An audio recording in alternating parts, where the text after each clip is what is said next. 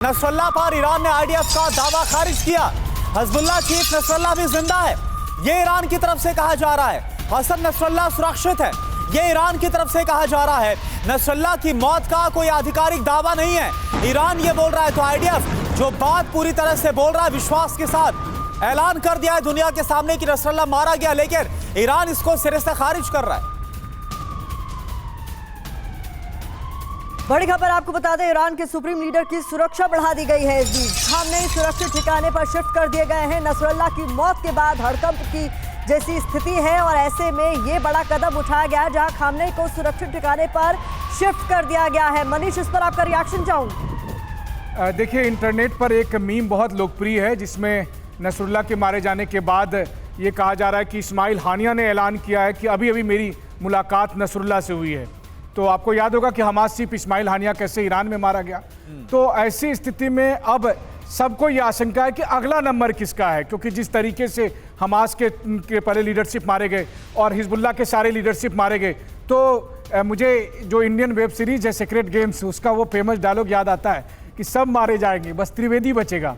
वो त्रिवेदी अगर Ayatollah Khamenei है तो वो शायद बच जाए, और अगर वो त्रिवेदी वो नहीं है, व्हाइट हाउस में बैठा व्यक्ति है, तो वैसी स्थिति में फिर खमनेई का भी नंबर है।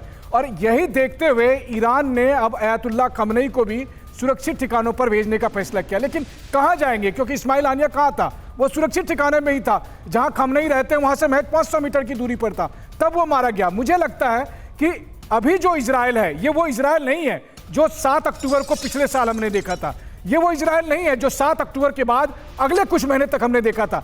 पिछले 2 महीने का जो इजराइल है वो अपनी टेक्नोलॉजी, अपने हथियार, अपने तेवर के साथ बिल्कुल अलग है। और यही वजह है कि अभी खबर आई है कि अमेरिका के राष्ट्रपति जो बाइडेन ने कहा है कि नेतन्याहू लेबनान में ही नहीं रुकने वाले हैं। तो मतलब यह है कि अगला टारगेट ईरान या ईरान के सुप्रीम लीडर हो सकते हैं, इस बात की आशंका है। ये बड़ी बात आप मनीष बोल रहे हैं कि अमेरिका से भी संकेत यही है, और इसी के बाद जो खामनेई है वो सुरक्षित जगह पर शिफ्ट कर दिए गए हैं। इस बीच एक और बड़ी खबर, इजराइल पर लेबनान से बारूदी पलटवार, गलीली में हिजबुल्लाह का रॉकेट अटैक हुआ है।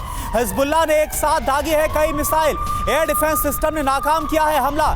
तो गलीली में हिजबुल्लाह का रॉकेट हमला हुआ है, यानी हिजबुल्लाह भी शांत नहीं बैठने वाला। हिजबुल्लाह भी बता रहा है कि वो कमजोर नहीं हुआ है, भले ही उसके चीफ को मार दिया गया।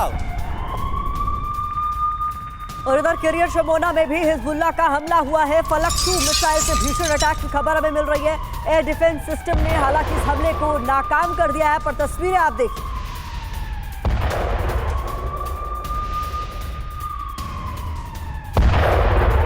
और देखिए एक और बड़ी खबर, हिजबुल्लाह के हमले का एक और वीडियो।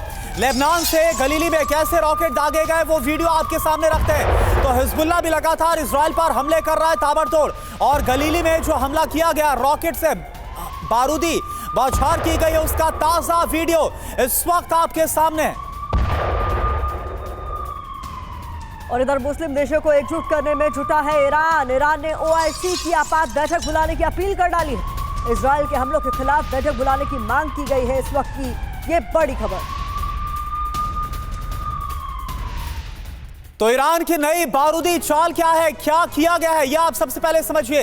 इजराइल के खिलाफ लामबंदी की कोशिश की जा रही है। यहां पर देखिए बिग वॉल का हम रुख कर रहे हैं। किया क्या है, इजराइल के खिलाफ OIC की बैठक बुलाने की जो मांग है वो की गई है। तुरंत ये कहा जा रहा है बैठक बुलाई जाए। मकसद क्या है, इजराइल पर मुस्लिम देशों का दबाव बनाना और बढ़ाना, और साथ ही साथ मुस्लिम देशों को एकजुट करना ही मकसद नजर आ रहा है।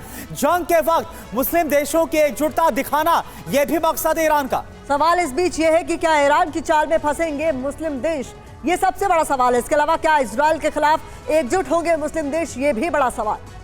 तो ये देखिए पूरी जो इंफॉर्मेशन इस वक्त हमें आपके सामने रखी है और क्या किया गया है ये इस वक्त आपके सामने है कि किस तरह से OIC की बैठक बुलाने की मांग, और साथ ही साथ जो मुस्लिम देश है उनको एकजुट करने की जो मांग है वो की गई। आस्थाना सर, मेरा सवाल आपसे है, अगर मुस्लिम देशों की बात की जाए तो इजराइल का जो एक्शन, ईरान तो पहले से कोशिश कर रहा है लेकिन एकजुटता तो अभी भी नजर नहीं आ रही है, लेकिन क्या आपको लग रहा है कि नसरुल्लाह का खात्मा होना, उसकी मौत होना, ये कुछ कर पाएगा? मुस्लिम देश एक साथ आ पाएंगे एक प्लेटफॉर्म पर इजराइल के खिलाफ? नहीं, मुझे नहीं लगता कि मुस्लिम देश सब एक साथ एक प्लेटफॉर्म पर आ पाएंगे, क्योंकि हिजबुल्लाह का जो चीफ है, हिजबुल्लाह एक शिया गुट है, और शिया गुट को सपोर्ट करने के लिए जितने भी ये सुन्नी कंट्रीज हैं, जितने ये देश हैं, ये बहुत ज़्यादा समर्थक नहीं है उसके। दूसरी बात ये है कि अगर इन्हें साथ आना होता, इतना सब कुछ हो गया गाजा में, तो उस टाइम में इन्हें साथ आने का चांस ज्यादा था। जब 20,000 से ज्यादा बच्चे मरे, तो अगर ये उस समय साथ नहीं आए तो हिजबुल्लाह के मरने से मुझे नहीं लगता कि उनकी हेल्थ पर कोई विशेष फर्क पड़ेगा। कुछ स्टेटमेंट जरूर देंगे वो लोग इजराइल के खिलाफ, कुछ वार्निंग भी देंगे कि हम दो पक्षी संबंध जो है वो खराब कर लेंगे, या हम उनके साथ अभी आगे की डील नहीं करेंगे, कोई बात नहीं करेंगे जब तक होगा। तो इस किस्म के कुछ होंगे मैसेजेस, लेकिन ईरान की मदद करे कोई लड़ाई में, ऐसा मुझे नहीं लगता। दूसरी चीज ये है कि जो ये प्रॉक्सीज हैं जितने भी, इन सब के साथ अभी ईरान के लिए भी एक असमंजस की बात है। अभी तक उसने पहले बोला था, जब हनी मारा गया था तो उसने कहा था कि मैं बदला लूंगा, लेकिन अभी तक उसके बदले लेने का कोई चांस नजर नहीं आ रहा है। और जो उसको पता है कि ये इजराइल और अमेरिका की ताकत दोनों एक साथ मिल गई है। बड़ी बात आप कह रहे हैं सर कि कुल मिलाकर इससे पहले भी ईरान की तरफ से इस तरीके की कोशिश की गई कि मुस्लिम जितने भी देश हैं वो एक साथ आए, इजराइल के खिलाफ आवाज बुलंद करें, लेकिन इससे पहले भी कंसोलिडेट करने की तमाम कोशिशें नाकाम साबित हुई थी और कुछ ऐसा ही इस बार भी होता हुआ नजर आ रहा है।